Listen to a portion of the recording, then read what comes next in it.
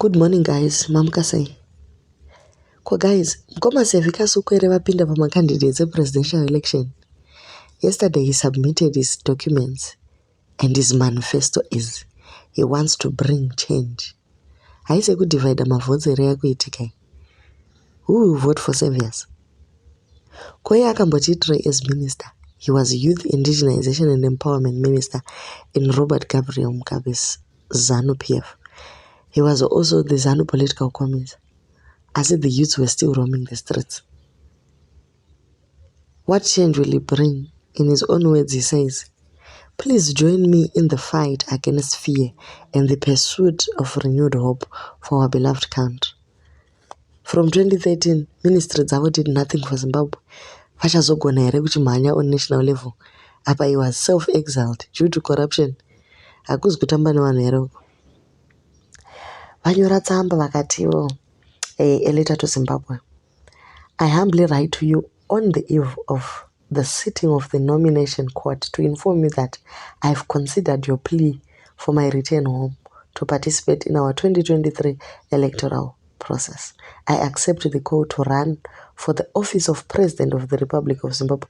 Chibate ipapo. You guys, muchitonyora tsamba muchitokumbira kuti Saviour adzoke. Ina handizvizivi. He has considered our plea.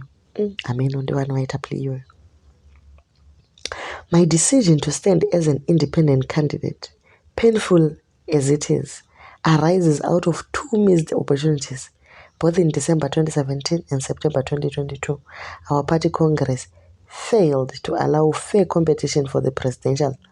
As a result, it failed to unite the members, forgive the past, and reconcile for the future of our glorious revolution.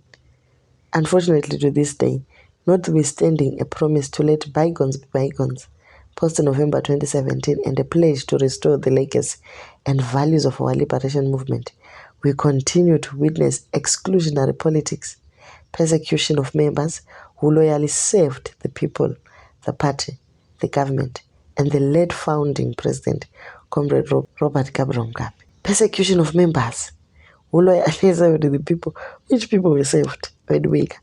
Aiwa, please subscribe for more. Tozoya neimwe information kana tanzwa. But kwanzi panwa macandidates. Love Moma Duku and Trust Chikora. Tichakupa zvizere. Kana tichinge tanzwa kuti vari kuita sei. But Trust Chikora, last time I checked, he was also part of ZANU PF. Ameno zvakuitika, guys, let's be careful.